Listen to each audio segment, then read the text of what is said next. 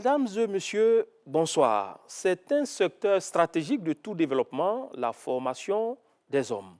Vous le savez, il n'y a de richesse que d'hommes. L'enseignement supérieur, un baromètre de la qualité des ressources humaines, est aujourd'hui à la croisée des chemins. Et il compte emprunter le bon chemin avec une marge d'erreur nulle et des frottements négligeables. Quels sont alors les acquis, les défis et les perspectives de l'enseignement supérieur en Côte d'Ivoire? RTI 1 reçoit le premier responsable, le ministre de l'Enseignement supérieur et de la Recherche scientifique, Adama Diawara. Bonsoir, monsieur le ministre. Bonsoir. Pour l'exercice sur ce plateau également, Générosa Quadio, elle est journaliste au quotidien d'Abidjan. Bonsoir. Bonsoir. Et comme le prévoit le format de cette émission, vous pourrez utiliser le code QR qui s'affiche à l'écran.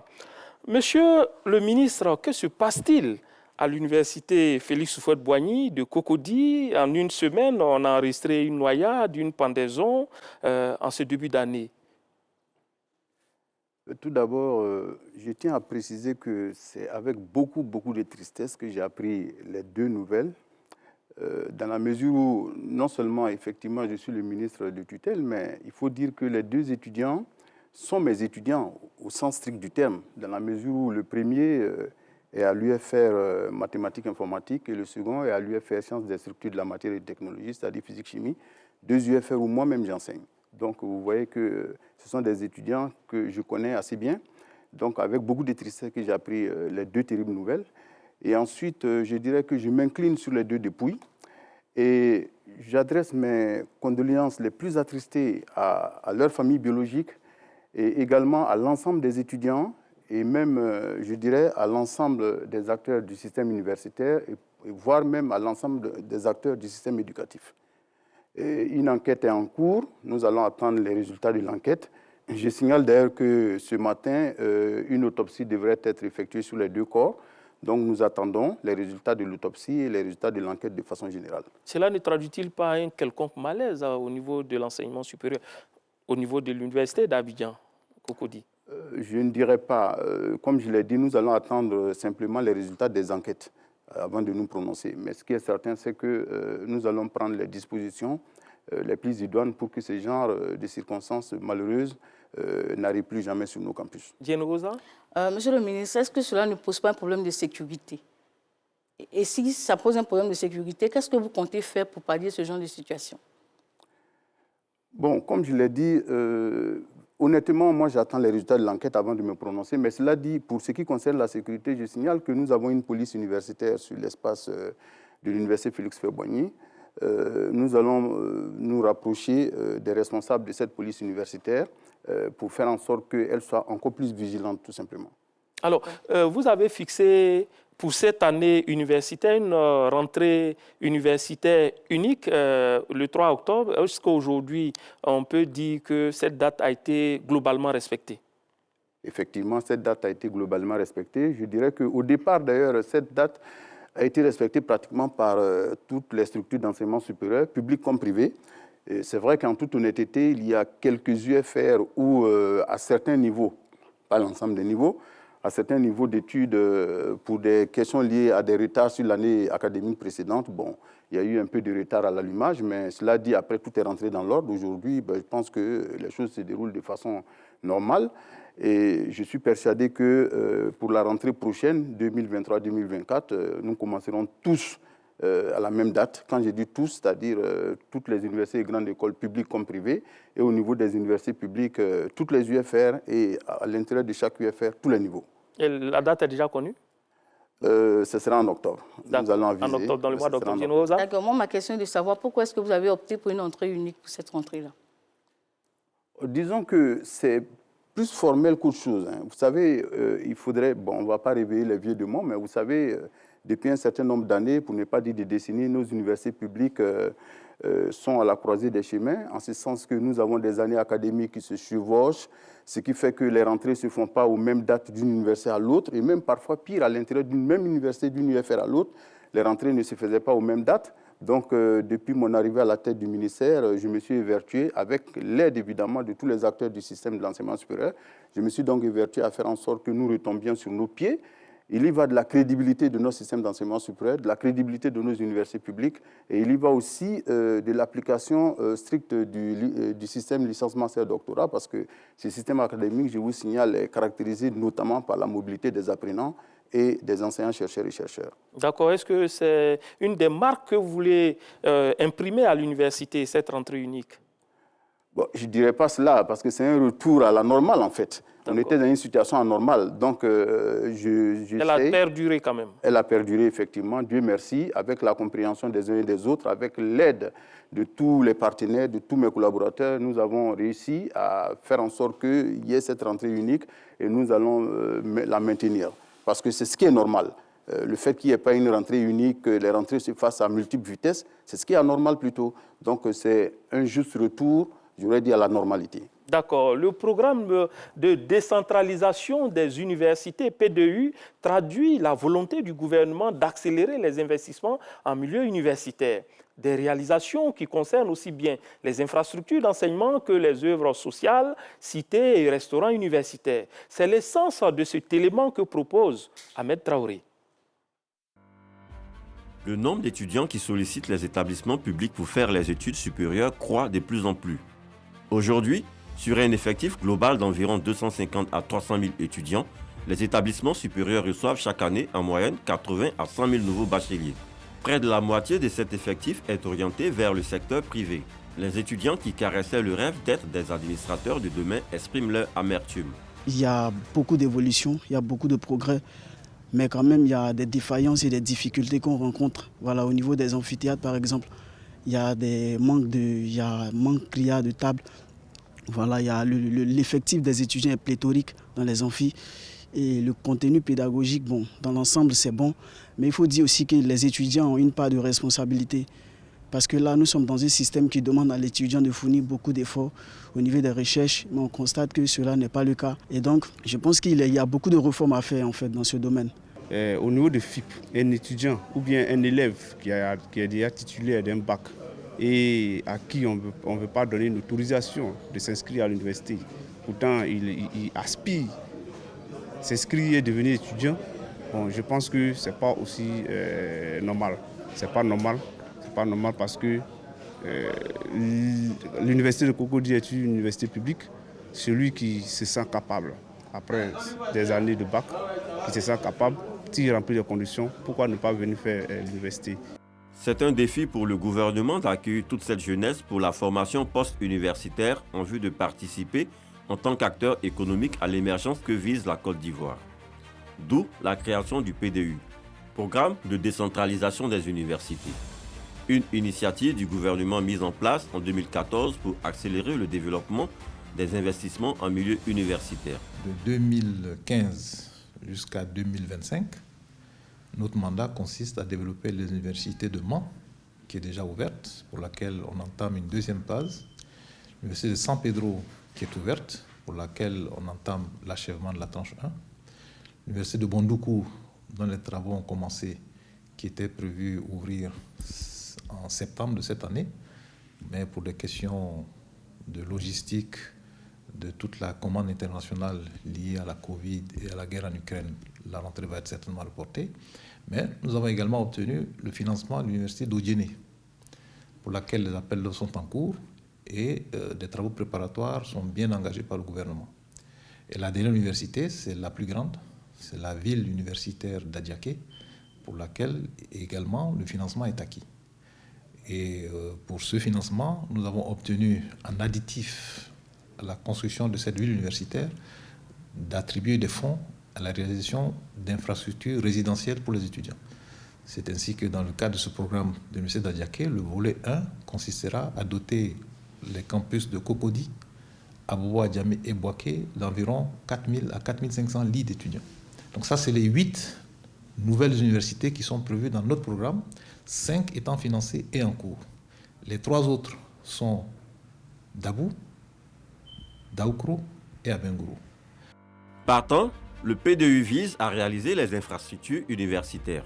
À ce titre, il est chargé d'exécuter les budgets alloués au programme, d'assurer le suivi de la réalisation des infrastructures des universités publiques et de la mise en place de leur équipement. mais aussi la création d'un cadre approprié qui se traduit par une qualité des conditions de vie et de travail des enseignants et étudiants. Voilà, Monsieur le ministre, l'État de Côte d'Ivoire a beaucoup investi dans les établissements supérieurs, dans les universités. Aujourd'hui, on en compte exactement combien et à quel niveau se situe l'effort consenti par l'État? Très bonne question. Lorsque le président de la République, son Excellence M. Alassane Ouattara, arrive au pouvoir en 2011, nous avions exactement 3 universités. L'université de Cocody, l'université d'Abouba Djamé et l'université de Bouaké. Et avec, pour Abouba Djamé et Bouaké, 2 appendices, on va dire ça comme ça, les unités régionales d'enseignement supérieur de Korogo et de Daloa.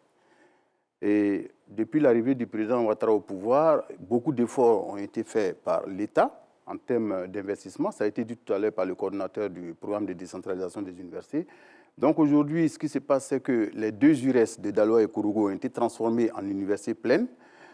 Attention, quand on dit transformer en université pleine, il ne s'agit pas simplement de prendre un décret pour dire qu'on a créé une université. Et concrètement, concrètement, il y a eu beaucoup de travaux d'extension derrière, avec construction d'amphithéâtres, de bâtiments de travaux dirigés, de bâtiments de travaux pratiques, de bureaux d'enseignants, d'acquisition d'équipements, etc. Et même d'œuvres universitaires, c'est-à-dire des résidences universitaires avec restos universitaires. Donc, beaucoup d'investissements derrière. Alors donc, on se retrouve avec 2 universités au départ, Daloa et Korogo, qui sont devenues d'ailleurs ce qu'on appelle aujourd'hui l'université Jean-Louis Nyonguédé pour Daloa et l'université Pléfrogon Coulibaly pour Korogo. Et par la suite, il y a eu en 2017 l'ouverture de l'université de Mans. Et en 2017 également, il y a eu l'université virtuelle de Côte d'Ivoire, parce que souvent, on a tendance à oublier cette université. Nous y reviendrons. C'est une université en belle et due forme. Donc ensuite, il y a eu en 2017, comme je l'ai dit, l'ouverture de ces 2 universités, l'université de Mans et l'université virtuelle de Côte d'Ivoire. Et par la suite, en octobre 2021, nous avons procédé à l'ouverture de l'université de San Pedro, comme ça a été dit tout à l'heure par le coordonnateur du programme de décentralisation des universités. C'est vrai que la phase 1 de cette université n'était pas totalement achevée lorsque nous avons pris possession des infrastructures qui étaient déjà réalisées. Et on a procédé donc à l'ouverture de l'université avec la première cohorte de bacheliers. Aujourd'hui, on en est à la 2e cohorte. Et par la suite, il y a l'université de Bondougou qui est en construction. Comme ça a été dit tout à l'heure, cette université devrait ouvrir ses portes en octobre 2022. Mais pour des raisons qu'on pourrait évoquer si cela vous intéresse, nous sommes amenés à ouvrir cette université plutôt en octobre 2023. Et la date est sûre? Oui, nous allons faire le maximum pour que cette date soit respectée. Nous avons effectué récemment une visite de chantier, nous avons eu une réunion technique avec tous les acteurs, notamment l'entreprise chinoise qui est en charge de la construction de l'université, le BNET qui est le maître d'œuvre de l'État, le PDU, notre maître d'ouvrage délégué, tout comme le ministère lui-même. Et il y a un certain nombre de choses qui doivent être remplies pour que la date soit tenue, pour que les délais soient tenus. Et croyez-moi, j'ai adressé une note à ma hiérarchie et j'ai bon espoir que tout va rentrer dans l'ordre de telle sorte que cette université puisse ouvrir effectivement ses portes en octobre 2023. Donc, ce qui fait qu'aujourd'hui, on a 8 universités, plus Bondougou qui est en construction. Donc, quand Bondougou va ouvrir en octobre 2023, on en sera à 9. Donc, actuellement, il y a exactement 8 universités qui sont ouvertes. 3 au moment où le président Ouattara arrive au pouvoir, plus 5 autres. Et les 5 autres ont coûté combien à l'État de Côte d'Ivoire? Bon, ça peut être parfois la question qui fâche parce que vous savez, quand on n'a pas une idée précise de ce que peut coûter un bâtiment, quand on donne les chiffres souvent, ça peut donner le tournis. Je signale que les nouvelles universités sont conçues pour être réalisées en 4 phases. Une première phase pour 3 000 étudiants, une deuxième phase pour 7 000 étudiants, une troisième phase pour 15 000 et une quatrième phase pour 20 000. C'est évolutif. Alors, c'est évolutif, exactement. Pour le moment, les premières phases, que ce soit Mans, que ce soit San Pedro, Bondougou, les premières phases pour 3 000 étudiants, en moyenne, c'est 85 milliards, hors taxes, hors douane, en moyenne. Par exemple, Bondougou, actuellement, on est à 84 milliards, 67 milliards de la part de la Banque islamique de développement et 17 milliards apport étatique. Voilà.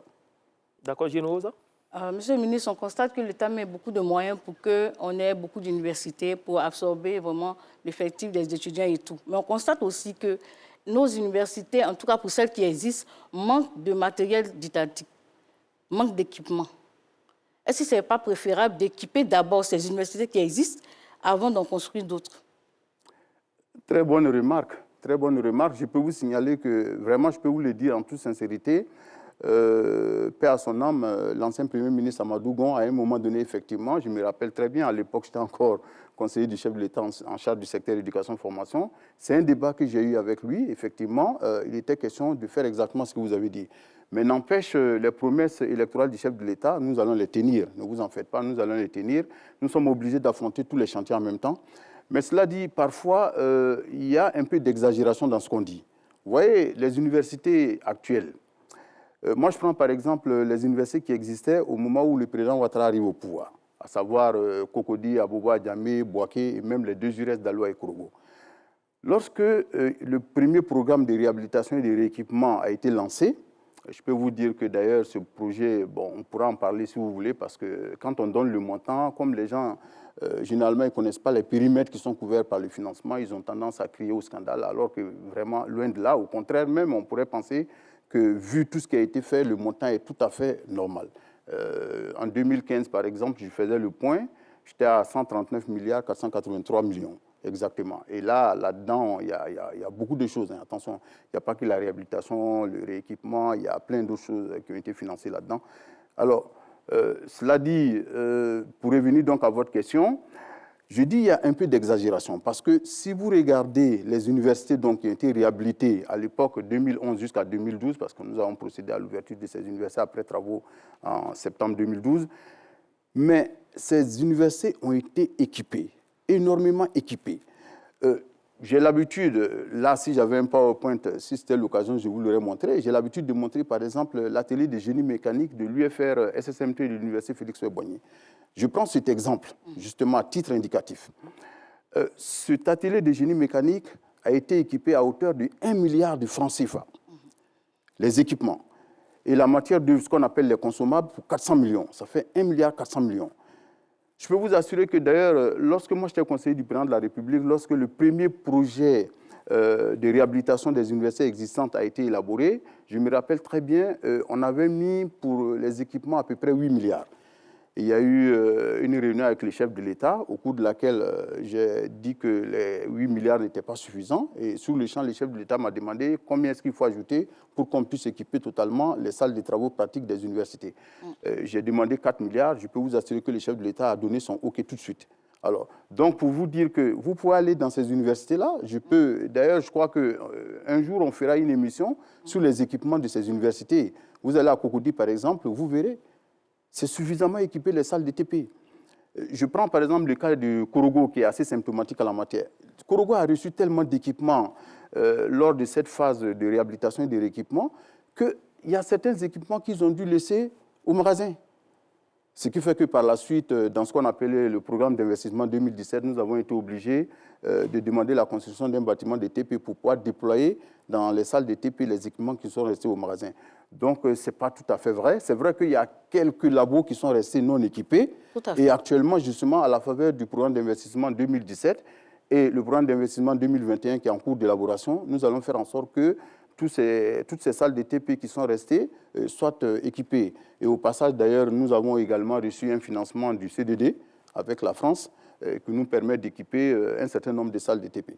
D'accord. Donc, on dira qu'il y a beaucoup qui a été fait et il y a encore qui reste à faire. Exactement.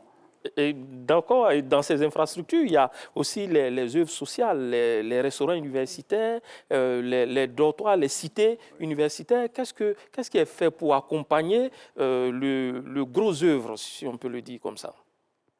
Bon, au niveau d'abord des cités universitaires, lorsque il y a eu le premier programme de réhabilitation et de rééquipement des universités existantes à l'époque, les cités universitaires d'Abidjan ont été réhabilités. Mais c'est vrai que lors de la première phase du programme, nous avons réhabilité uniquement les cités de Cocody, les cités du campus, Mermoz 1 et 2, Château d'Eau, c'est-à-dire Cité Rouge, Saint-Jean, Riviera 2. Et à la faveur du programme d'investissement 2017 qui est actuellement en cours, nous avons commencé à réhabiliter toutes les autres cités périphériques d'Abidjan. Abobo 1, 2, Williamsville, 220 logements, Port-Boué 1, 2, 3, Vridi. D'ailleurs, il y a une partie de ces cités qui ont ouvert leurs portes. Après la première phase, évidemment, toutes les cités de Cocody ont ouvert leurs portes. Et à la faveur donc, du programme d'investissement 2017 qui est en cours de réalisation, il y a les cités de 220 logements et de Williamsville, de Vridi, de Port-Bouilly 1 et 2 qui ont ouvert leurs portes. Actuellement, ce qui reste à réhabiliter, c'est Abobo 1 et 2. Abobo 1, d'ailleurs, est presque fini. D'ici peu, je pense que nous allons ouvrir. Il reste quelques problèmes d'assainissement à régler, sinon la réhabilitation elle-même est achevée. Abobo 2 n'est pas loin d'être achevé. Il reste Port-Bouilly 3. Même Port-Bouilly 3, la partie réhabilitation stricte est pratiquement finie. Il reste un nouveau bâtiment R+2 qui est en construction. Celui-là va prendre un peu plus de temps. Mais cela dit donc, vous voyez au niveau d'Abidjan, beaucoup de forfaits. Ensuite, au niveau de l'intérieur, les cités de Daloa, Kourou Daloa si vous voulez, Kourou Boaké, Campus 1 et 2 ont été réhabilités et ouverts. Bon, et dans la foulée également, il y a eu de nouvelles cités qui ont été réalisées, notamment à Korogo. Nous avons une cité de à peu près 1200 lits qui a été ouverte. Et actuellement, d'ailleurs, il y a de nouvelles cités également qui sont en construction. Une nouvelle cité à Korogo, sur le site de l'ancien aéroport, qui va faire 2400 lits, et une cité sur le site de l'université Jean-Louis Nyong'Guédé, qui va faire 1200 lits. Alors, et comme l'a dit aussi le coordonnateur du PDU, le programme de décentralisation des universités tout à l'heure, on a sur un financement de la Deutsche Bank, on a un financement qui va nous permettre d'ouvrir une cité de 500 lits sur le campus de Cocody, de 2000 lits sur le campus d'Abo Adjamé et de 2000 lits sur le campus de Boaké. D'accord. Alors, vous le dites, mais quelle est la capacité réelle d'accueil de ces cités? En termes de, pour pouvoir mieux apprécier quel est le taux donc, de logement des étudiants logés. Aujourd'hui, on a un taux de 1 lit pour 17 étudiants.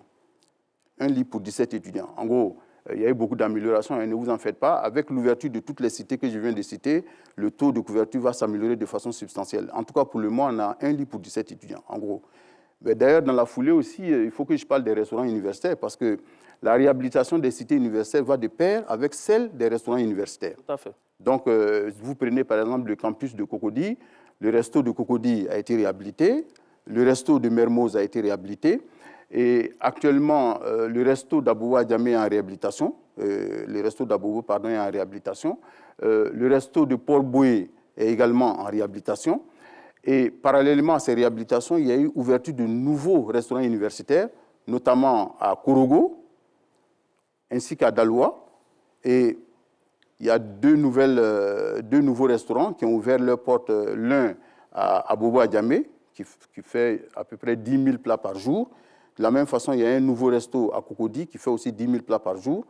Et également un nouveau resto à Daloa qui fait 600 places assises. Et les deux nouvelles universités, effectivement, par exemple, si je prends Mans, il y a un resto. San Pedro également, il y a un resto. San Pedro, c'est un resto d'ailleurs de 1500 places. De la même façon, sur Bondoukou, on est en train de faire un resto. Le resto sera de 1500 places aussi. M. Nogoza? Vous avez parlé tout à l'heure d'un partenariat qui va vous permettre d'équiper les dortoirs. Est-ce qu'on peut savoir à quand l'effectivité de ce partenariat? Ou jusqu'à quand est-ce que la donne va changer? Parce que vous avez dit 1 lit pour 17 étudiants.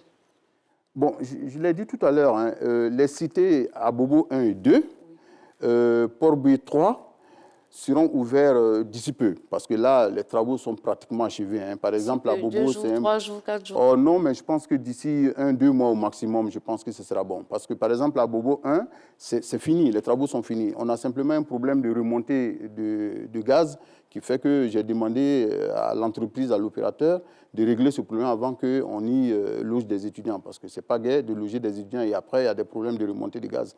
Bon, donc, sinon, les travaux sont achevés. De la même façon, je l'ai dit, Port-Bouilly 3, c'est pratiquement fini, à part un nouveau bâtiment qui est en construction. Donc, on prendra possession de la cité.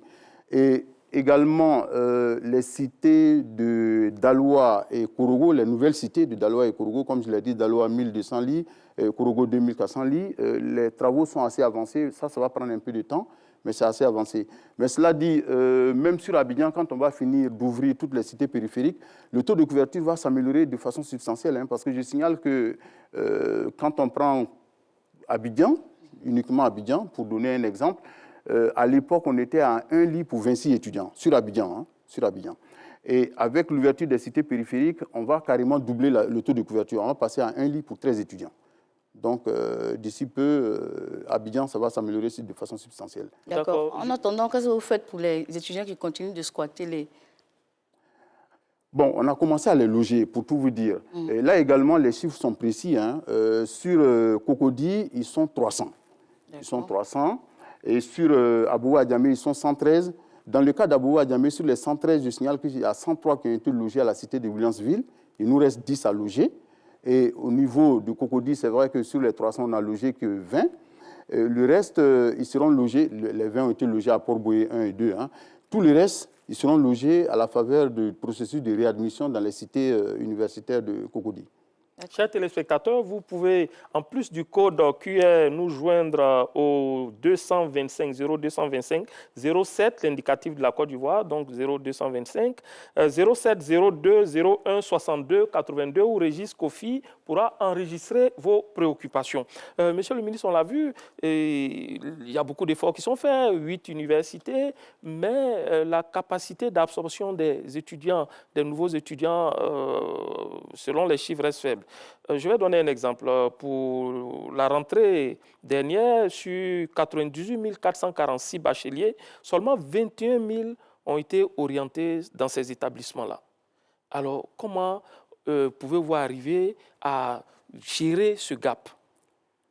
Bon, je pense que là aussi, il faut que les choses soient claires, hein, parce qu'on entend souvent dire pas mal de choses, mais il faut qu'on clarifie les choses. Pas plus tard qu'hier, je demandais aux différents présidents d'université de m'envoyer les capacités d'accueil des différentes universités. Je prends 2 exemples. Prenons Cocody. Quand on prend Cocody, quand on fait le rapport entre le nombre d'étudiants, Cocody c'est 60 188 étudiants précisément, et si on divise par le nombre de places assises, on trouve un facteur de 2,8, ce qui est énorme. Et en réalité, même, c'est pire que ça, parce qu'en réalité, le calcul a été fait en supposant que sur les salles de TP, ce qu'on appelle les salles de travaux pratiques, on avait pour chaque poste 4 étudiants, ce qui n'est pas normal d'ailleurs. En principe, c'est 2. Ce n'est pas un bon ratio. Non, ce n'est pas un bon ratio, c'est 2. Mais soit dit en passant, même si on prend ce ratio qui n'est déjà pas bon, on se retrouve avec un facteur de 2,8. À la limite, un facteur de 2, on pourrait accepter en se disant que c'est comme une espèce de double vacation. Bon, certains le matin, d'autres le soir. Mais en réalité, c'est plus complexe que ça. Au niveau universitaire, ce n'est pas comme dans les lycées et collèges. Mais cela dit, un ratio jusqu'à 2, on peut comprendre. Mais 2,8, c'est déjà un problème. Et si on prend Boaké, c'est encore pire. Là, pour 24 000 étudiants, on a un ratio de 3,8, ce qui n'est pas bon du tout. Alors, vous voyez, ce qui fait que, bon, on a donc une insuffisance des structures, des infrastructures, doublée avec une insuffisance d'enseignants, du moins dans certaines spécialités, parce qu'on aura l'occasion de revenir là-dessus. Donc, l'un mis dans l'autre, on ne peut pas faire n'importe quoi. On est obligé de tenir compte de la capacité d'accueil et d'encadrement des universités avant d'y orienter des bacheliers. Alors, si je prends le cas de cette année, par exemple, effectivement, lorsque nous avons demandé les capacités d'accueil en première année, attention, quand on parle des capacités d'accueil en première année, on est obligé de tenir compte de ceux qui sont déjà redoublants, hein, ou ceux qui sont parfois en formation continue, qui viennent se superposer à ceux qui sont en formation initiale. Ce qui fait que c'est le restant qui correspond à la capacité d'absorption des nouveaux bacheliers. Alors donc, quand on a demandé la capacité d'accueil des nouveaux bacheliers des différentes universités publiques, on s'est retrouvé avec un chiffre de 19 000. Alors moi-même, j'ai demandé aux responsables de l'orientation d'augmenter ça de 10%, sauf dans les cas de figure où on a des problèmes de contraintes liés au poste de TP. Là, on ne peut pas faire n'importe quoi. Mais donc, en mettant les 10% de plus, on s'est retrouvé à 21 000. Sinon, en réalité, c'est 19 000. Ce n'est même pas 21 000. C'est parce qu'on a ajouté 10%, on s'est retrouvé à 21 000, en gros. Alors, mais figurez-vous que pour accéder à l'université, à une UFR donnée, à une filière donnée, si vous voulez, il y a des critères. J'aime prendre l'exemple de mathématiques informatiques, comme je pourrais prendre d'autres. Hein. Si vous prenez par exemple mathématiques informatiques en fonction de... C'est votre domaine. Mais je peux prendre philosophie, ce n'est pas mon domaine. Donc, si vous prenez par exemple mathématiques informatiques, en fonction du type de bac, il y a une note minimale en mathématiques qui est demandée, une note minimale en physique-chimie qui est demandée. Par exemple, si vous avez un bac D, on vous dira qu'il faut avoir au minimum 14 en mathématiques et 14 en physique-chimie. Bon, si c'est philo, quel que soit le type de bac, on va vous demander d'avoir au moins 12 en philo et au moins 10 en français. Alors, donc, il y a des critères, parce que si vous ne faites pas cela, imaginez-vous quelqu'un qui a eu un bac D avec, par exemple, 9 en mathématiques. vous l'envoyez faire mathématiques, informatique, mais il ne s'en sortira jamais. Il ne s'en sortira jamais. Il va patiner dans le système, il va redoubler, il va aller en formation continue. C'est autant de pertes d'années étudiants, comme on le dit dans notre jargon. Donc, ça ne sert à rien. Alors, quand on a regardé la masse de bacheliers qui se sont inscrits sur la plateforme d'orientation du ministère, ceux qui remplissaient les critères d'accès aux différentes filières des universités, c'était 13 000. Pour 21 000 places, on n'avait que 13 000 bacheliers qui remplissaient les critères d'accès aux universités. Donc, on a été obligé de dégrader les conditions d'accès pour pouvoir récupérer le delta qui restait. Bon, mais là, même en comblant ce delta, on arrive à 21 000. Il n'est pas question d'aller au-delà parce qu'on a déjà forcé, comme je l'ai dit. Les 10%. Voilà, on a déjà forcé avec les 10%. Si on va plus loin, on va se retrouver avec des situations ubuesques où parfois vous donnez cours, l'amphi est plein, il y a des étudiants qui sont dans les travées. Ce n'est pas normal, on ne peut pas faire ça. Donc ça, ce n'est pas bon pour l'apprentissage. Et sans oublier que si vous mettez des gens qui sont loin des critères d'accès, c'est autant de difficultés sur le rendement interne après, c'est-à-dire sur le taux de réussite. Déjà qu'on a des taux de réussite qui sont très bas, peut-être qu'on aura l'occasion d'y revenir, alors il ne faut pas empirer la situation. Alors, est-ce que ce n'est pas ce qui a entraîné ce qu'on appelle dans le milieu universitaire le problème des cas, hein, les étudiants qui sont frauduleusement inscrits dans les universités publiques? Comment vous allez résoudre ce problème ou bien comment vous résolvez ce problème? Ben, très bonne question. Je signale que lorsque j'arrive à la tête du ministère, pour vous donner une idée qui va vous paraître assez saugrenue, la commission d'orientation des nouveaux bacheliers oriente 12 000 bacheliers dans les universités publiques. Et les cas dont vous parlez, j'ai trouvé sur ma table 14 000 cas. Autant dire que les cas étaient plus nombreux que ceux qui ont été officiellement orientés dans les universités publiques par la commission d'orientation. Autant dire, j'aime le dire pour choquer un tout petit peu, autant dire que ceux qui rentrent par la fenêtre sont plus nombreux que ceux qui rentrent par la porte. Ça, ce n'est pas possible. Donc, depuis l'année dernière, j'ai été clair avec tout le monde. Tous les syndicats d'enseignants, d'étudiants et même le personnel des universités. J'ai dit, il n'y a plus de cas. Si votre enfant remplit les critères d'accès aux universités, que la commission d'orientation l'oriente dans une université publique, pas de problème. Mais si ce n'est pas le cas, ben, il ira dans le privé. C'est aussi simple que ça. Donc, nous avons mis un terme à cette valse, tout simplement. C'est vrai qu'il y a, mais en toute sincérité, on a laissé quand même une petite sortie, ça je le reconnais, c'est les enfants biologiques des enseignants, chercheurs et chercheurs. Mais de toute façon, ne vous en faites pas, c'est un chiffre qui est résiduel. Hein. Alors, ceux qui vont dans le privé, il y a quand même, ils ne sont pas bien lotis, ils sont obligés de payer la grande différence entre la subvention que vous accordez et le niveau élevé de leur scolarité.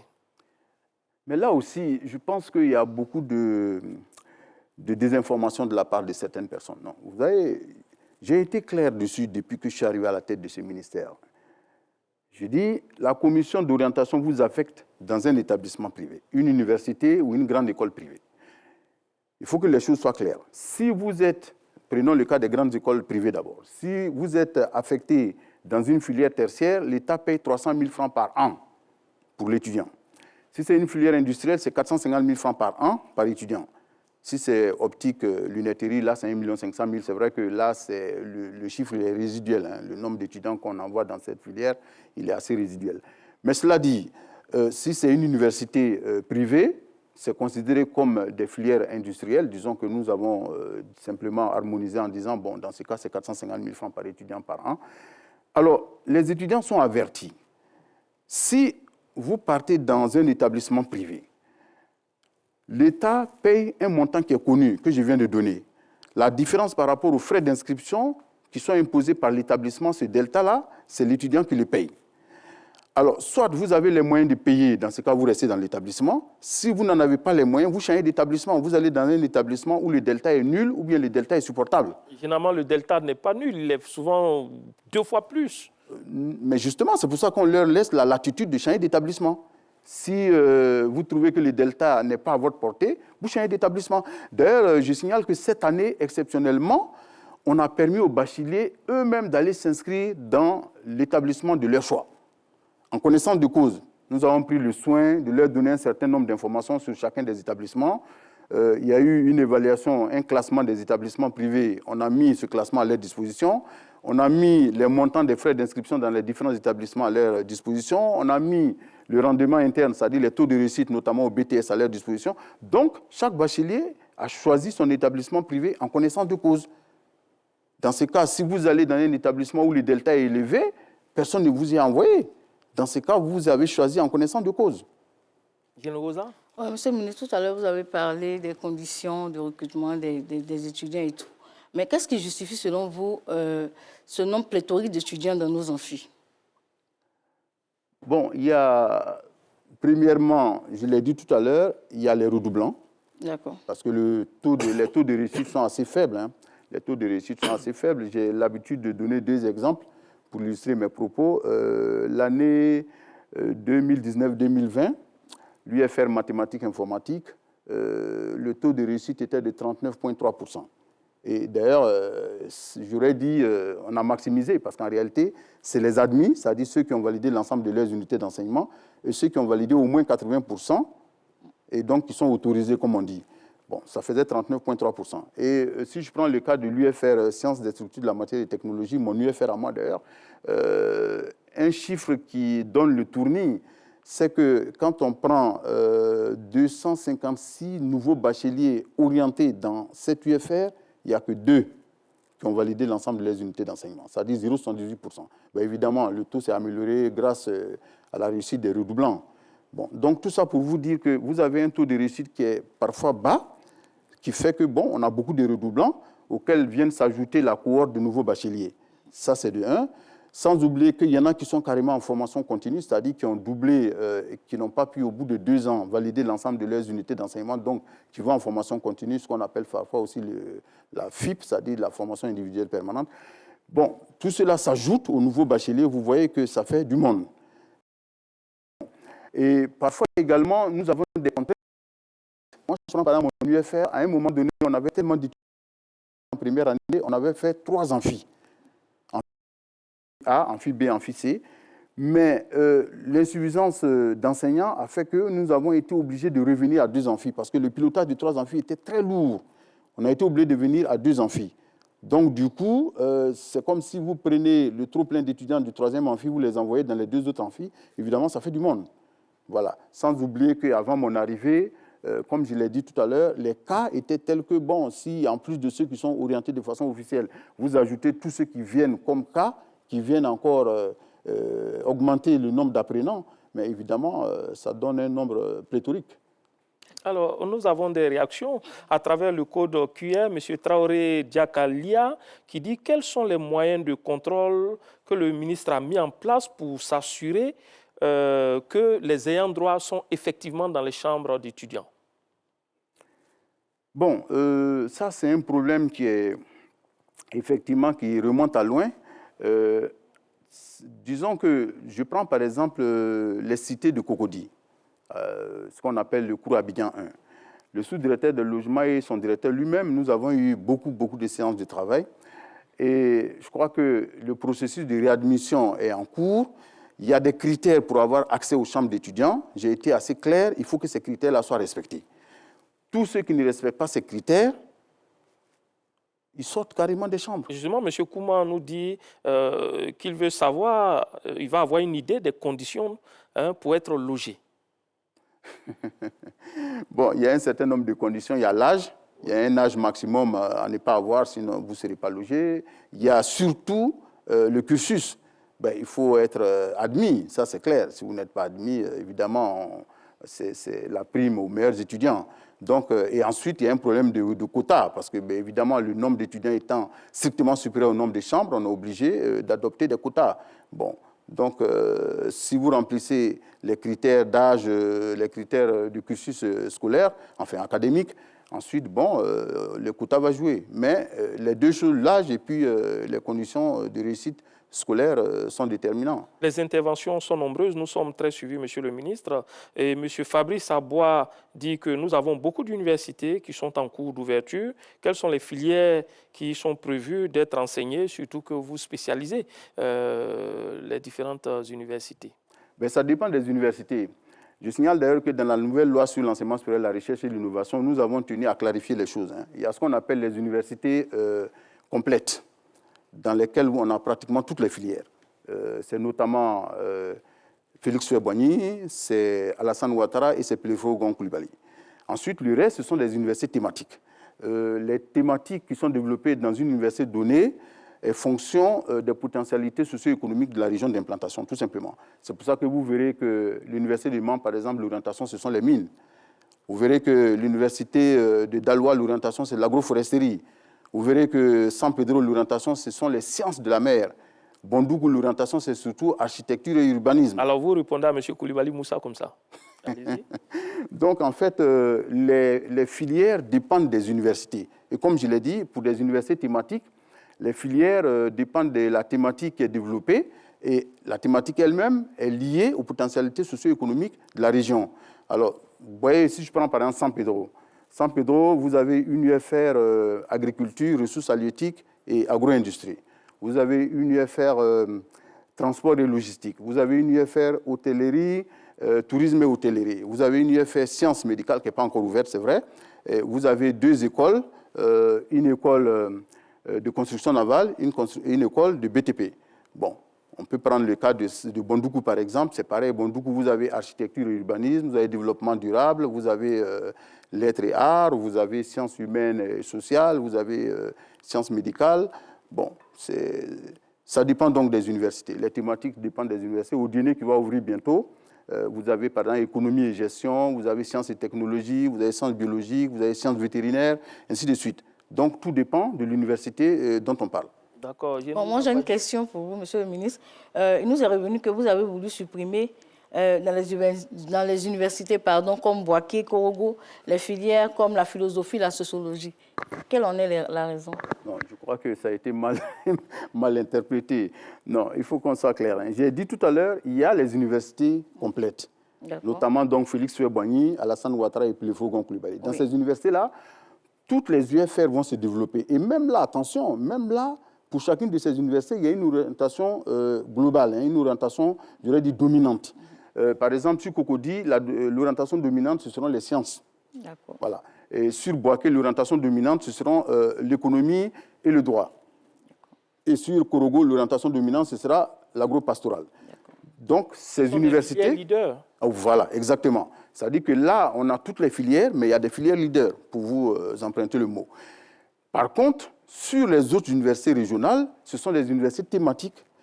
Moi, je prends par exemple Daloa, c'est agroforesterie. D'accord. Donc, tout ce qui doit être développé à Daloa doit tourner autour de l'agroforesterie. Ça peut être l'agroforesterie dans le sens strict du terme ou des filières qui sont annexes. Pas de problème. Mais si on sort de là, bon, on n'est plus dans l'orientation stratégique qui a été définie au départ.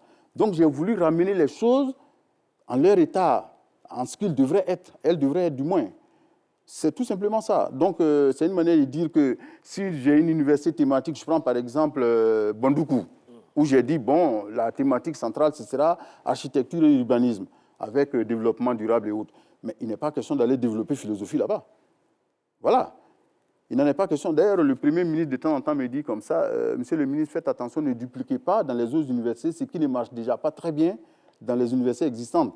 Parce que vous avez des filières pour lesquelles déjà, avec les universités existantes, on a des problèmes d'adéquation formation-emploi. Alors, si vous allez démultiplier ces filières-là dans les nouvelles universités, alors que dans les universités existantes déjà, on a des problèmes d'adéquation formation-emploi sur ces segments, ça veut dire que vous êtes sûr de fabriquer des chômeurs d'avance. D'accord. Donc, il y a toutes ces réalités aussi auxquelles il faille tenir compte. D'accord, Monsieur le ministre, il va falloir lui réexpliquer à grande échelle parce que vos propos ont été pervertis. Dans nos investigations, toutes les personnes qu'on a interrogées ont dit la même chose. Merci pour l'explication. Bon, Contrat de performance, système LMD en cours depuis l'année universitaire 2012-2013, adéquation, formation, emploi. Les défis sont nombreux et les réponses font partie de la nouvelle loi sur l'enseignement supérieur. Ahmed Traoré fait le tour de ces questions à travers ce reportage que je vous propose.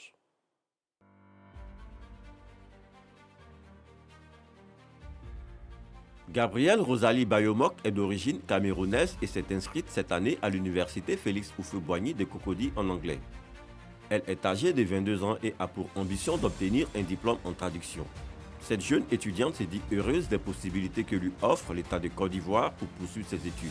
Toutefois, elle nous fait cas des difficultés qu'elle surmonte pour atteindre ses objectifs. Tout se passe bien. Bon, vu que moi je suis étrangère, je suis camerounaise, je trouve que les Ivoiriens sont bien ici en cité. Ils m'ont bien accueilli. Les conditions sont bien, juste la pompe qui dérange, l'eau qui coule, les robinets dérangent. Il n'y a pas la lumière sur le palier. Le fait qu'on coupe aussi la lumière. Parfois on peut couper la lumière, ça vient à 23 h, charger le téléphone et tout. C'est ça le problème qu'on a ici. À l'instar de Gabriel, d'autres étudiants voient d'un bon œil la réhabilitation des résidences universitaires. C'est une très belle idée, d'autant plus que pendant longtemps, nous sommes restés dans des cités dégradées. Il y a eu trop de laisser-aller dans ces cités-là. Les cités sont délaissées. Si le ministre a entrepris ou bien s'est penché sur nos différentes universités, je pense que c'est une très belle idée. Nous-mêmes, nous habitons dans les cités. Bon, on n'a pas encore tout à fait vu les différentes réhabilitations dont on parle à la télé. Nous sommes dans les cités. Il y a plusieurs preuves que les réhabilitations n'ont pas encore débuté, puisque les bâtiments sont dégradés toujours. Il y a des bâtiments, même quand tu rentres, tu vois toujours des inondations. C'est quotidien ici. Pour faire face à ces problèmes récurrents en milieu estudiantin, l'État de Côte d'Ivoire porte un projet de loi relatif à l'enseignement supérieur, à la recherche scientifique et à l'innovation. Les choses évoluent. Les universités doivent avoir une certaine facilité, une certaine autonomie pour s'organiser et suivre, donc satisfaire les défis nouveaux. D'où la nouvelle loi sur l'enseignement supérieur qui pourrait leur accorder un tant soit peu d'autonomie et surtout leur permettre, face aux défis nouveaux, d'améliorer ce qu'on appelle l'insertion professionnelle et d'améliorer donc l'adéquation formation-emploi des jeunes diplômés. Il y a aussi le système LMD. C'est vrai que nous avons basculé depuis la rentrée académique 2012-2013 dans le système LMD, licence, master, doctorat. Mais il était bon qu'après 9 ans, nous puissions faire l'état des lieux et voir si nous devons prendre une nouvelle orientation ou dynamiser ce que nous avons commencé. Eh bien, donc, des réformes que nous avons eu à mettre en œuvre, eh bien, intéressent justement la redynamisation du système LMD. Nous avons même fait une communication au Conseil des ministres là-dessus. Il y a enfin ce qu'on appelle les contrats de performance des universités que nous avons institués. Eh bien, les contrats de performance, eh bien, c'est pour améliorer. Elle part d'abord des plans d'orientation stratégique 2020-2024 et puis qui ont été financés par le C2D. Et puis aujourd'hui, la Banque mondiale est venue, c'est un emprunt de la Côte d'Ivoire, à l'effet de rendre ces universités plus performantes qu'elles ne le sont. En outre, une nouvelle catégorie d'établissement public national a été créée. Cette catégorie, dénommée établissement public à caractère scientifique et technologique, veut jouer pleinement son rôle. Celui d'être le pilier dans la production de connaissances, de compétences et d'innovations au profit des besoins socio-économiques et globaux du pays.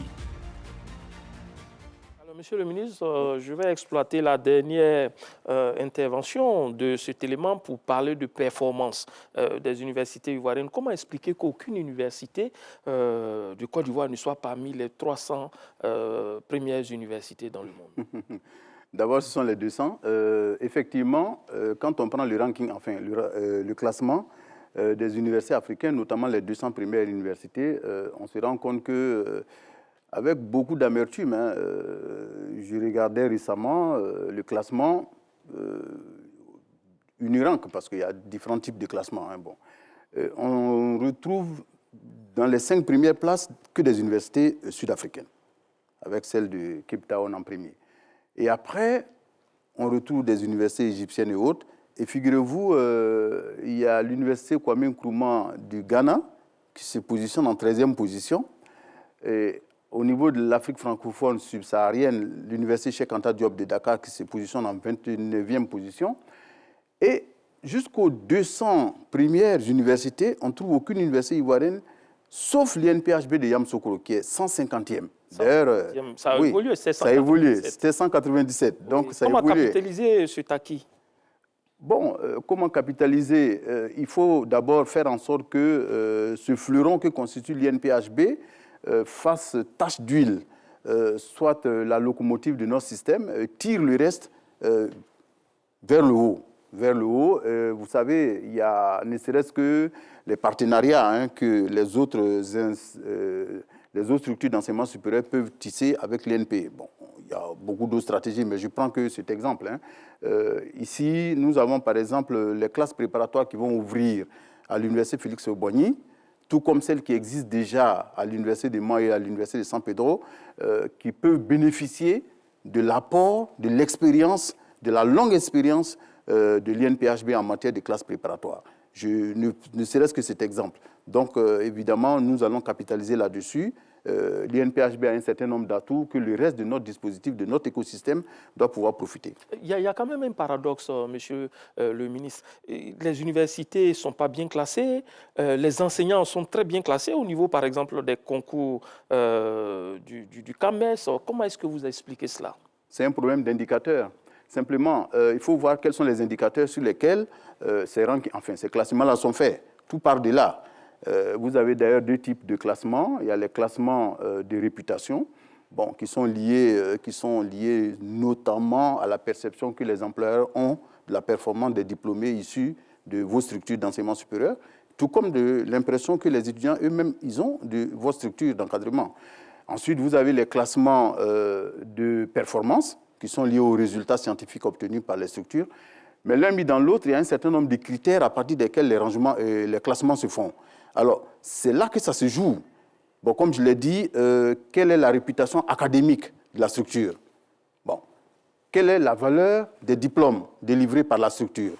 Quel est le ratio enseignants-étudiants de la structure? Quel est le ratio étudiants internationaux sur le reste des étudiants ou des professeurs internationaux sur le reste? Bon, à ce niveau, d'ailleurs, je vais vous donner une explication par rapport à Cheikh Anta Diop. J'étais avec le ministre sénégalais de l'enseignement supérieur récemment. Il m'expliquait que oui, au niveau du Sénégal, quand ils ouvrent par exemple le concours de recrutement des enseignants d'université, c'est ouvert en international. Donc, les étrangers peuvent postuler. Résultat des courses, ils ont une cohorte assez importante d'enseignants venus de l'étranger qui viennent tirer leur système vers le haut. Et cela vous inspire? Exactement, ça m'inspire. Parce que je vous signale que récemment, quand nous avons recruté tout récemment, 651, on a recruté exactement en 2022, 651 assistants chefs de clinique et attachés de recherche, il n'y a aucun étranger dedans.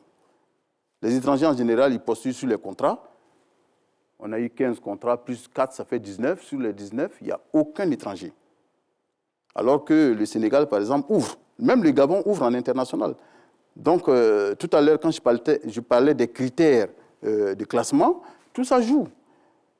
Entre autres, il y a qualité aussi des travaux de recherche qui sont menés dans les universités, la quantité et la qualité, exactement, les études qui sont, mises sur la plateforme de l'université. Il y a combien de personnes qui viennent les regarder. Il y a donc un certain nombre de critères à partir desquels les classements sont faits. Donc c'est à ce niveau qu'on pêche. Et d'ailleurs, je signale que le secrétaire général du FONSTI, le Fonds pour la science, la technologie et l'innovation, je lui ai demandé de mettre en place une équipe qui va suivre de très près ces indicateurs-là.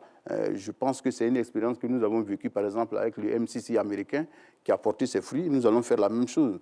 Nous allons devoir suivre ces indicateurs-là pour faire en sorte que nos universités puissent petit à petit rentrer vraiment dans les rangs pour être mieux classées. Parce que moi, je vous assure que quand je regarde les 200 premières universités africaines et que je vois qu'il n'y a aucune université ivoirienne qui n'est dedans, et notre fleuron, l'INPHB, est 150e, alors que dans ces classements, vous trouvez des universités ghanéennes, vous trouvez Cheikh Anta Diop de Dakar, vous trouvez l'université de Lomé, vous trouvez l'université Kizerbo de Ouaga. Bon, ça fait mal au cœur. En entendant d'ouvrir ces concours à l'international, il faut dire que cette émission est déjà ouverte à l'international. Les gens nous suivent aussi bien en Côte d'Ivoire qu'à l'extérieur. Et déjà, au niveau de Régis Kofi, au 07 02 01 62 82, il y a des réactions, Régis Kofi. Bonsoir à tous. Monsieur le ministre, une question qui nous vient tout d'abord d'Abengourou. Sur quels critères l'État se base pour construire les universités dans les villes? Monsieur Ien nous appelle de la ville de Korogo. Selon lui, il est difficile de faire des équivalences en ce moment. Dans son cas, cela fait 2 ans qu'à l'université de Cocody, les autorités lui font comprendre que ce volet n'est pas encore ouvert. Une autre difficulté exprimée, celle de M. Zanakone, qui nous appelle de Cocody. Selon lui, l'accès à la filière médecine, à la Croix et la Bannière, c'est tout comme une secte. On parle de parrainage, selon ses mots. Il souhaiterait donc être éclairé sur le sujet. Et puis, M. Kamaté nous a joint de la commune d'Abobo. Pour lui, les critères d'octroi de logement sur les universités ne sont pas respectés. La part belle est faite aux membres des organisations estudiantines, notamment la FESI. Voilà, c'est tout pour ce premier lot de questions. 3 interventions que nous avons reçues du téléphone. Les critères pour la construction des universités. Occupation géospatiale, politique, économique, c'est quoi? Non, on a une carte universitaire conçue tout simplement. Il y a une carte universitaire qui est élaborée à partir de laquelle nous définissons les sites de construction. Mais je signale qu'évidemment, il faut tenir compte de la concentration des lycées, des structures d'enseignement technique et de formation professionnelle, d'où partent nos bacheliers. Donc, il y a tous ces critères qui jouent. Croyez-moi, il y a quand même de l'objectivité dans ce qui est fait, parce que, bon, on tient compte d'un certain nombre de paramètres, comme je l'ai dit, notamment la concentration du bachelier. Bon, cela dit, sur la médecine, oui. C'est vrai. Est-ce qu'il faut être parrainé, comme le dit M. Zana? Non, je crois que je ne crois pas du tout. Non, non, je crois que parfois aussi, il faut savoir raison garder. Non, non, ce n'est pas du tout le cas. Je signale simplement qu'effectivement, quand j'arrive à la tête du ministère, l'EPSS, c'est-à-dire l'École préparatoire aux sciences de la santé, accueillait un nombre pléthorique de bacheliers. Un nombre si pléthorique que, compte tenu du nombre de postes au niveau de la licence 2 dans les UFR des sciences de la santé, c'est-à-dire médecine, odontostomatologie et pharmacie, on se retrouvait avec un taux d'échec qui était très élevé. Alors, donc, j'ai demandé à ce qu'on n'ait pas des taux d'échec aussi élevés et que petit à petit, on descende vers un taux d'échec qui est raisonnable. Alors, donc, du coup, le nombre de bacheliers orientés à l'EPSS, à l'École préparatoire aux sciences de la santé, ce nombre-là a décru, de telle sorte qu'on ait un taux de réussite qui soit quand même assez élevé, à mon goût.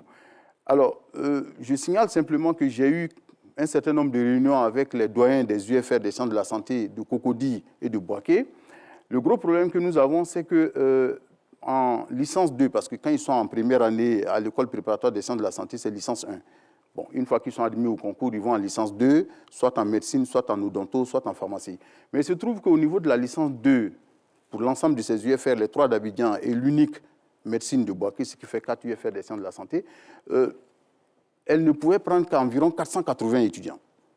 Bon, évidemment, si en L2, en licence 2, vous ne pouvez prendre que 480, il est évident que plus vous en mettez en L1, ben, plus le taux d'échec est élevé.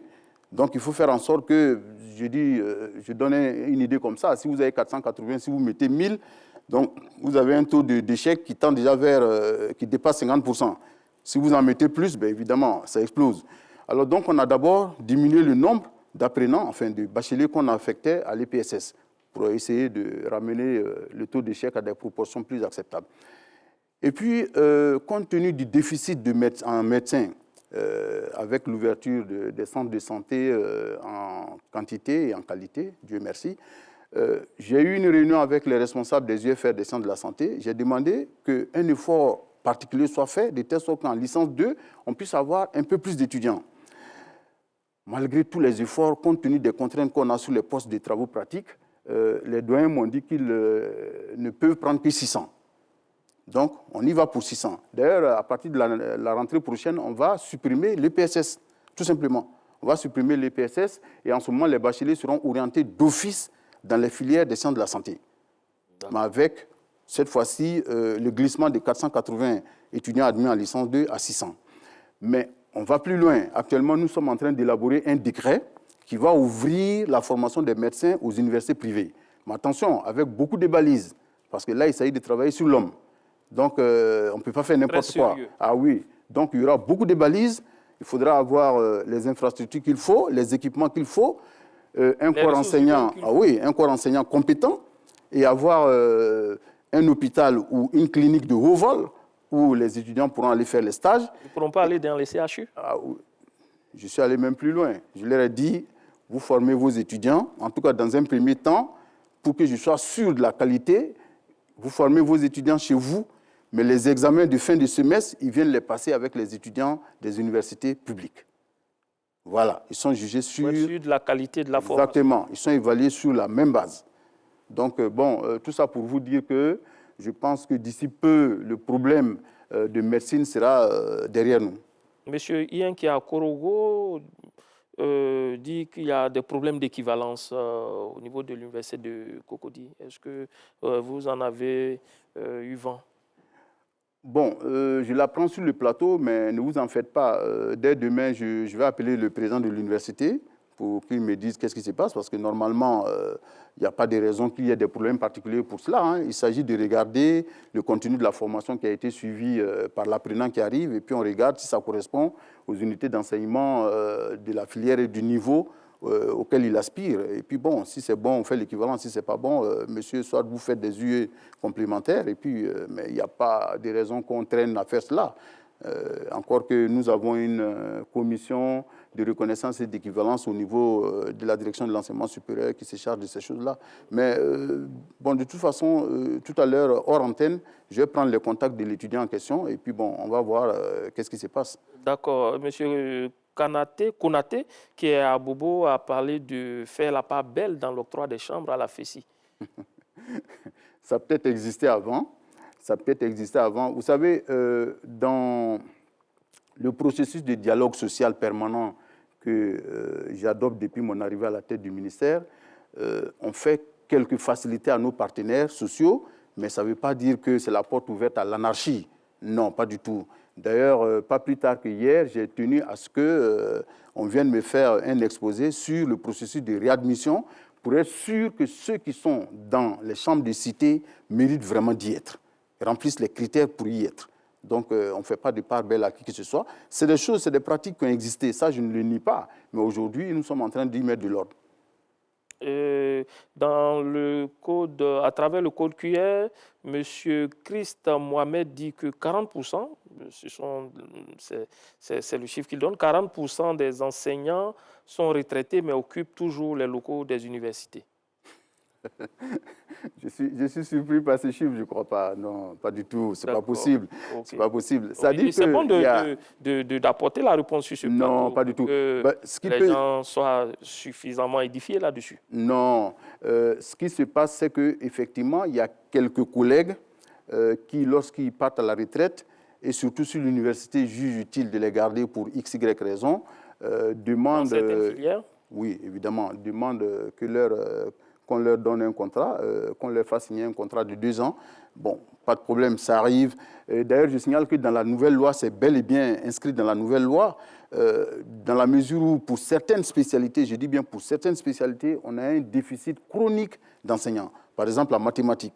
Et derrière, il y a la physique, l'informatique. On a un certain nombre de disciplines pour lesquelles on a un déficit en enseignants. Et même parfois, on ouvre des postes budgétaires pour recruter, on ne trouve pas de candidats. Moi, je prends par exemple mathématiques, il y a de cela. Lorsqu'on ouvrait l'université de San Pedro, nous avons ouvert des postes budgétaires pour recruter des professeurs de maths, on n'en a pas trouvé.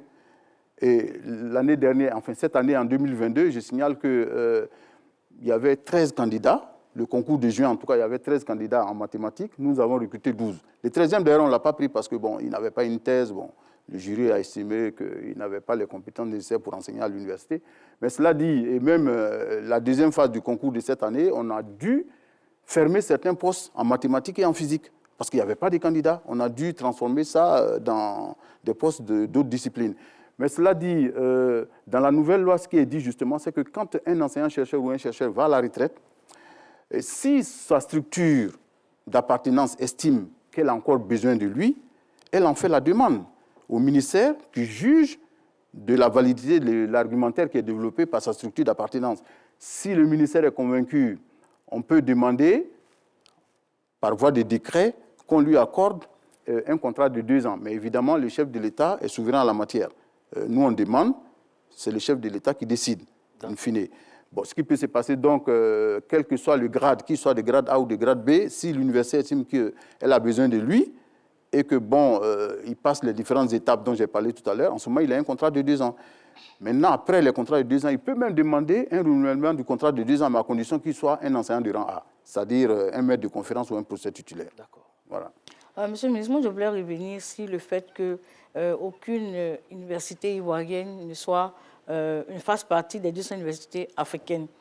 Le classement des universités et grandes écoles se fait en fonction d'un certain nombre de choses que vous avez expliquées.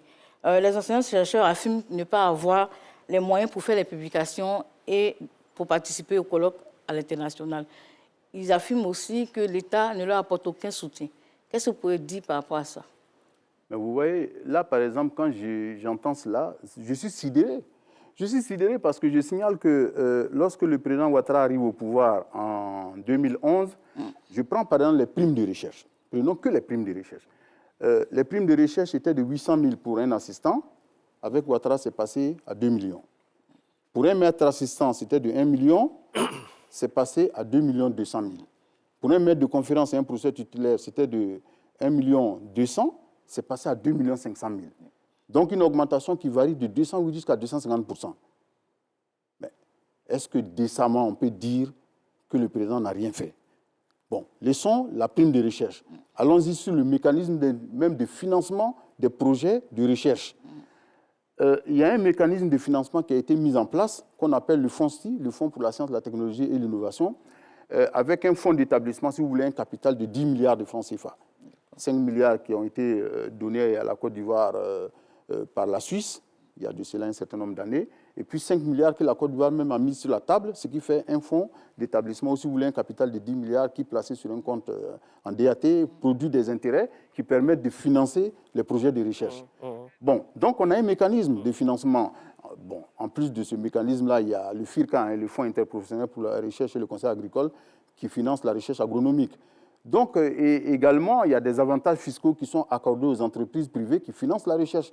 Donc, on ne peut pas dire que l'État ne fait rien. Seulement sur ce volet-là, vraiment, je vais être précis, hein, l'État fait ce qu'il peut, mais l'État seul ne peut pas tout faire. Parce qu'évidemment, on a beau jeu de dire, oui, normalement, l'initiative de Lagos qui a été endossée par l'Union africaine dit que chaque État africain doit financer à hauteur d'au minimum 1% de son PIB la recherche, le développement et l'innovation. Nous, on est à 0,35%, c'est vrai, on est loin de 1%, mais ne vous en faites pas. Je l'ai dit, l'État fait ce qu'il peut.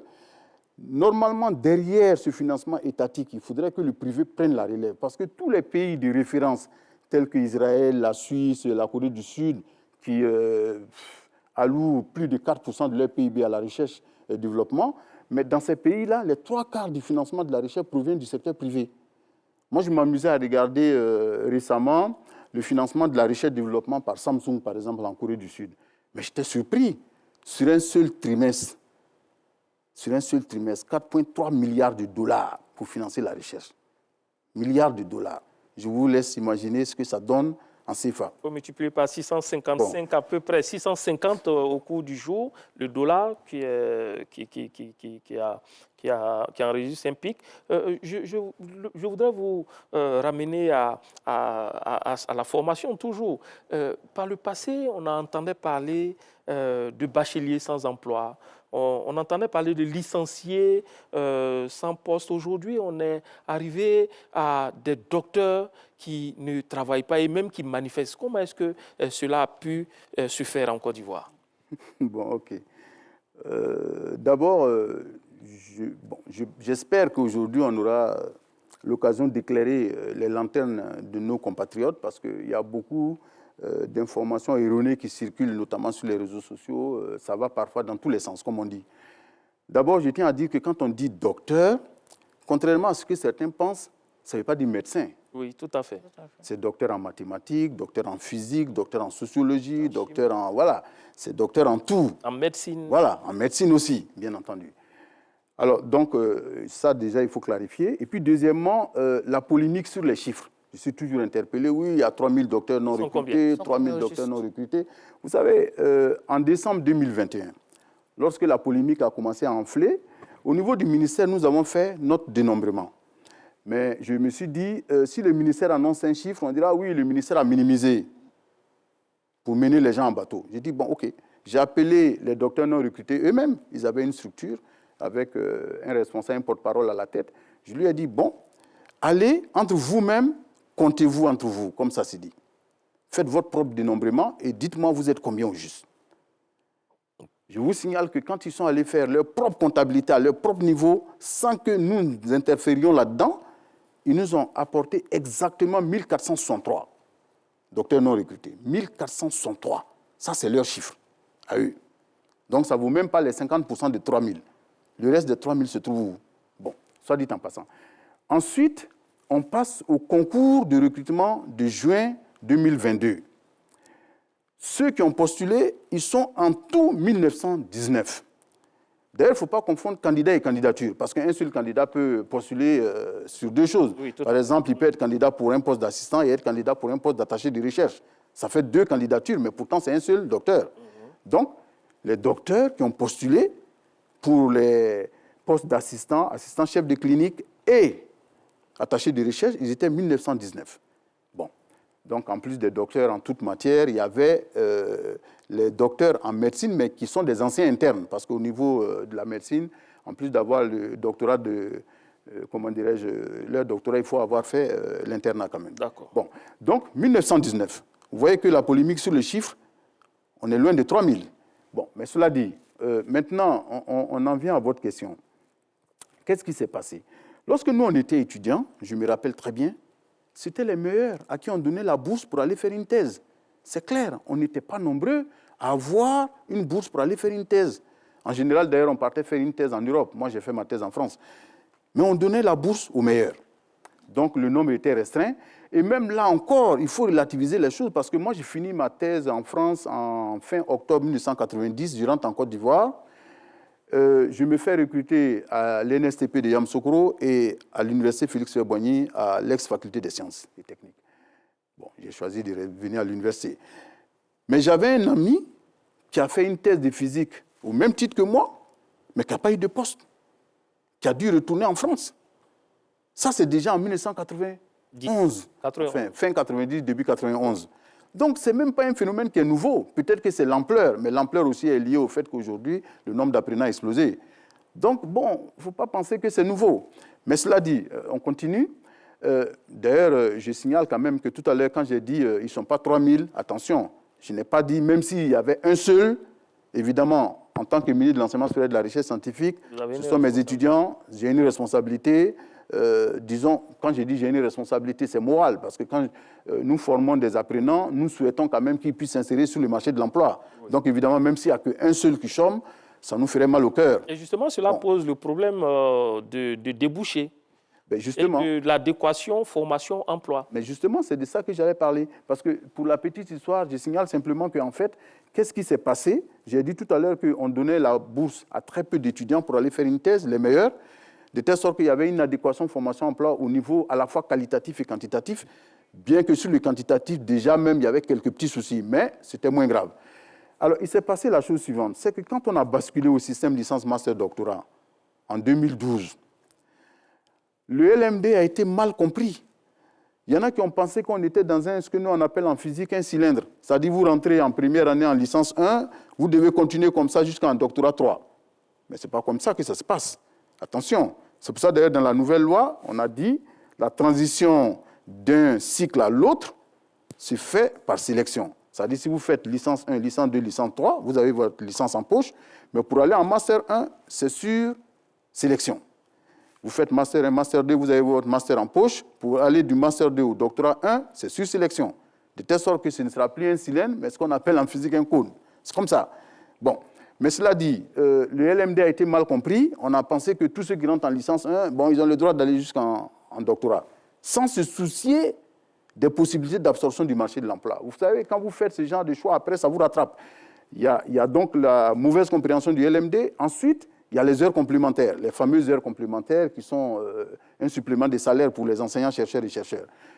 Quand vous avez un étudiant en thèse, son encadrement vous procure des heures complémentaires, donc de l'argent. Donc, du coup, chacun essaie d'en prendre le maximum pour avoir le maximum d'argent sans se soucier des conséquences. Deuxième chose. Troisième chose, c'est le passage de grade au CAMES. Si vous êtes, par exemple, maître de conférence, vous voulez passer professeur titulaire, on va vous demander d'encadrer un certain nombre de thèses. Donc, évidemment, c'est la course au thésard pour pouvoir aller au CAMES. Donc, l'un mis dans l'autre, on s'est retrouvé dans une situation qui a dérapé. Qui a tellement dérapé qu'aujourd'hui, je suis dans une situation où, dernièrement, j'ai demandé à mon directeur général de l'enseignement supérieur de faire le point pour qu'on ait le nombre exact de doctorants dans nos universités. Je vous assure, on a 14 120 doctorants. Mais ça n'a pas de sens. 14 120 doctorants. Ça veut dire que même si on met aujourd'hui tous nos enseignants chercheurs et chercheurs à la retraite, on ne peut pas les recruter. Parce qu'actuellement, on a 5 592 enseignants chercheurs et chercheurs. 14 120 doctorants. Ce n'est pas possible. Bon. Et pire, c'est que vous avez des UFR où la situation est encore plus grave. Je prends par exemple l'UFR CMS à Boaké. Mais cette seule UFR a 2140 doctorants. C'est-à-dire les doctorants sont plus nombreux que les étudiants de licence 1. Mais ça n'a pas de sens. Et derrière, on se retrouve avec des ratios tels qu'un seul enseignant du rang A va encadrer 12 doctorants. Et encore, ils n'ont pas la palme. Il y a une autre UFR où carrément, un enseignant du rang A va encadrer 42 doctorants. Mais ça n'a pas de sens. Quelle est la réponse pour aller avant, disons, la dernière partie? Quelle est la réponse exacte, chirurgicale que vous apportez à ce problème? C'est les écoles doctorales. On attend que la nouvelle loi sur l'enseignement supérieur, la recherche et l'innovation a été adoptée en plénière à l'Assemblée nationale, va passer au Sénat. Et après, quand elle sera promulguée, derrière, au niveau des décrets d'application, il y a un décret portant création des écoles doctorales. Et en ce moment, on va créer des écoles doctorales.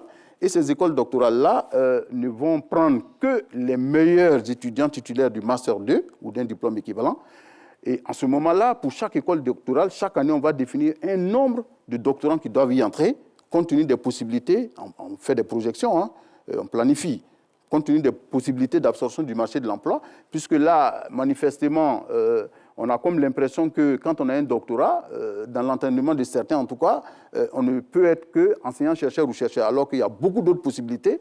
Chaque jour, chaque fois que je les rencontre, je leur fais étalage de toutes ces possibilités qu'ils ont. Mais bref, nous serons obligés donc de tenir compte de cette situation et faire en sorte qu'au niveau des écoles doctorales, le nombre entrant soit régulé. Donc, on va réguler les flux entrants dans notre dispositif, tout simplement. D'accord.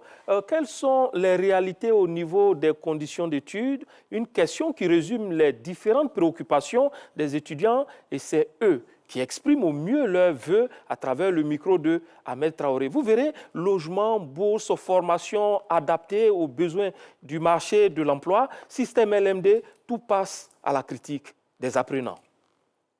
Se rendre à l'école, ce n'est pas facile. Les sons encore pour rentrer, ce n'est pas facile. On n'arrive pas à l'heure à la maison, on arrive tard. Quand tu arrives, tu es fatigué, tu ne peux pas étudier, tu dois revenir le lendemain, c'est un peu compliqué. Donc là, au moins, ce que le temps essaie de voir. Il y a pas mal d'attentes, hein. Nous avons assez. Dieu merci, le gouvernement a commencé à construire des amphithéâtres pour les étudiants, mais c'est insuffisant. Il faut penser à construire d'autres cités dortoirs pour les étudiants. Il faut améliorer, surtout au niveau des programmes, il faut améliorer les coûts, il faut adapter le système à la réalité actuelle parce que, parlant du projet de développement, il y a des aspects que le développement recherche. Du coup, il faut enseigner ces aspects-là aux étudiants afin que le marché de l'emploi soit à leur côté. Également, il faut dire que depuis que le système LMD existe, ça s'accompagne avec des systèmes tels que l'informatique. Or, à l'université, vous pouvez sillonner les amphithéâtres, vous pouvez sillonner les départements. Il n'y a pas de salle informatique. J'attends que le gouvernement réhabilite les cités pour qu'on puisse habiter parce que nous sommes loin. Vu la distance parcourue, la fatigue, ça nous empêche de bien étudier parce qu'on arrive tard. On attend que l'État vraiment nous mette dans des conditions favorables. Côté logement déjà en cité, il faudrait que les étudiants soient bien logés. Et puis aussi, on attend que nos bourses soient payées régulièrement. Parce que dans le retard des bourses, il y a beaucoup d'étudiants vraiment qui se découragent, vu que les études déjà en elles-mêmes sont compliquées. Donc nous attendons que vraiment il y ait une régulation des bourses et puis des chambres. Alors, Voilà, les réactions sont nombreuses sur le code QR. M. Dibo, Alpha Tuyo, Désir, Marc, Ibrahim, Yves, Jérôme, Diakité, Aboubaka. Et tout comme au téléphone, ce sont des préoccupations qui sont plus ou moins prises en compte. Et puis, on a deux préoccupations au niveau du téléphone avec Régis Kofi. Pour la deuxième vague, nous avons justement, Adama Koné, deux préoccupations. À commencer par celle de M. Sila Lincoln, qui nous appelle de Grand Bassam. Il voudrait savoir pourquoi il n'y a que 500 avocats en Côte d'Ivoire. Et il nous fait comprendre qu'il est impossible de postuler justement au concours d'avocats, du moins pour l'instant. Madame nous a joint Dabobo. Elle est membre d'un collectif de parents, de jeunes bacheliers. Ils sont 42 au total. Ils avaient été accusés de fraude au baccalauréat. Après vérification, ils ont été acquittés à la DECO. Donc, ils ont reçu leur examen. Ils sont reçus à leur examen. Le problème est que les orientations sont terminées, la page est fermée. Les parents se sont plusieurs fois rendus au ministère de l'Enseignement supérieur et de la Recherche scientifique, mais il n'y a pas de suite. On leur a fait comprendre que le directeur de l'informatique du ministère n'était pas présent. Mais à chaque fois, c'est le même discours. Alors, sur le sujet, les parents restent confus, Adama Koné. Kofi, il pose la question de savoir pourquoi il n'y a que 500 avocats. Cela pose le problème de l'insertion ou bien de l'insertion des formés, des personnes qui sortent de l'université. Et je crois que Générose a justement une question là-dessus sur les doctorants pour que le ministre puisse apporter sa réponse immédiate. Monsieur le ministre, concernant les docteurs non recrutés, vous êtes un professeur de rang magistral. Est-ce que vous doutez de la qualité de leur doctorat? Bon, je pense que je commence par la question qui a été posée tout à l'heure. À propos des élèves qui ont eu leur bac après une certaine péripétie. Non, mais ce dossier m'a été remis il y a de cela peut-être 2 ou 3 jours. Je l'ai effectivement remis au directeur des systèmes d'information et j'ai été clair avec lui.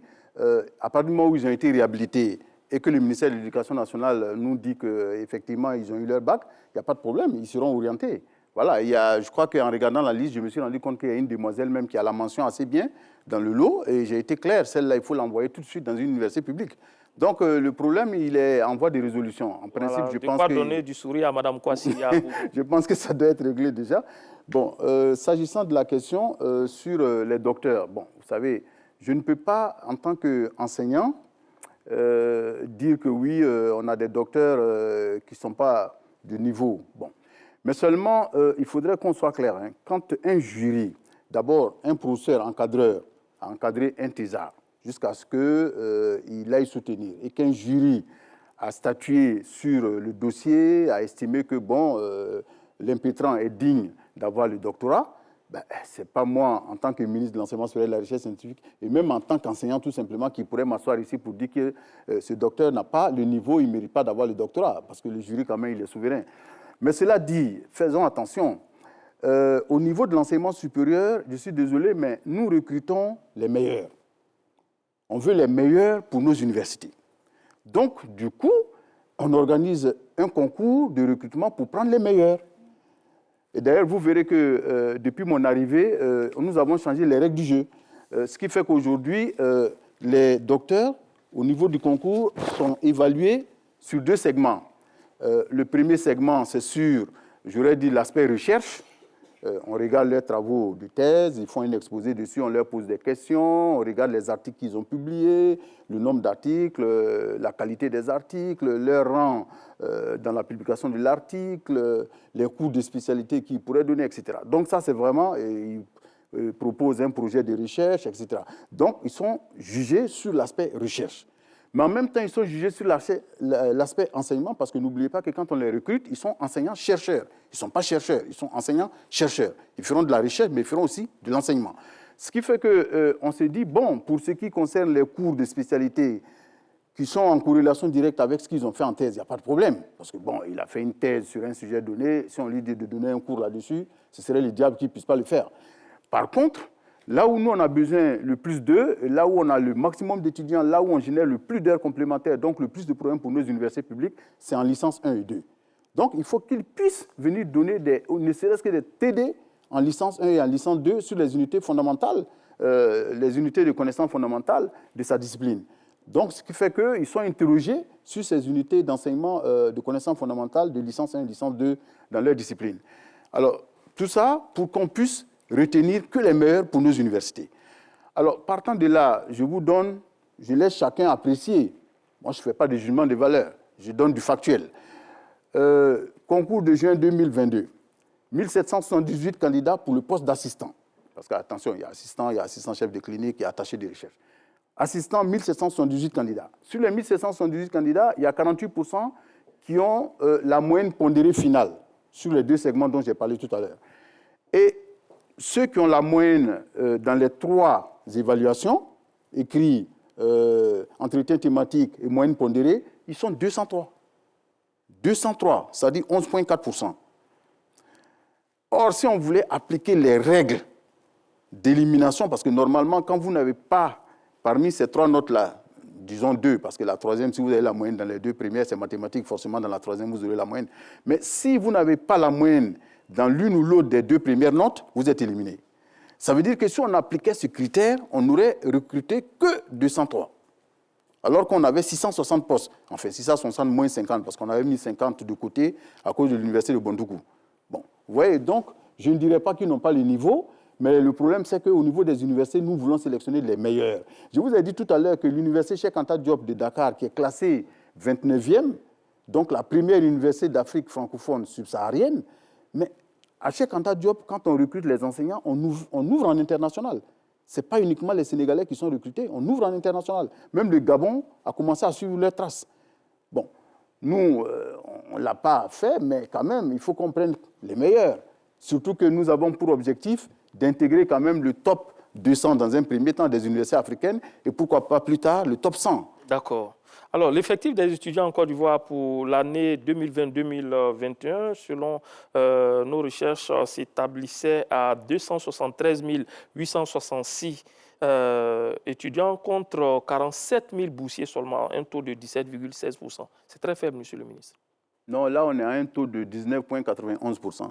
Exactement. Vous avez eu 2 points. Actuellement. C'est des chiffres de 2021 voilà. que j'ai donnés. Actuellement, on est à 19,91%. Oui, vous évoluez vers quel taux? L'idéal pour nous serait qu'on évolue vers 100%, mais il ne faut pas se faire d'illusions. Hein. Je signale que si vous prenez la Côte d'Ivoire aujourd'hui, nonobstant le fait que l'éducation nationale, l'enseignement technique et la formation professionnelle donnent aussi des bourses, mais au niveau de l'enseignement supérieur, les bourses Côte d'Ivoire, les montants ont été vraiment, on est monté à des niveaux, je ne dirais pas stratosphériques, mais des niveaux quand même appréciables. Hein. On est à 23,5 milliards aujourd'hui. Et sur les bourses hors Côte d'Ivoire, on est à 11,4 milliards et les bourses d'excellence à 800 millions. Ce qui est quand même beaucoup.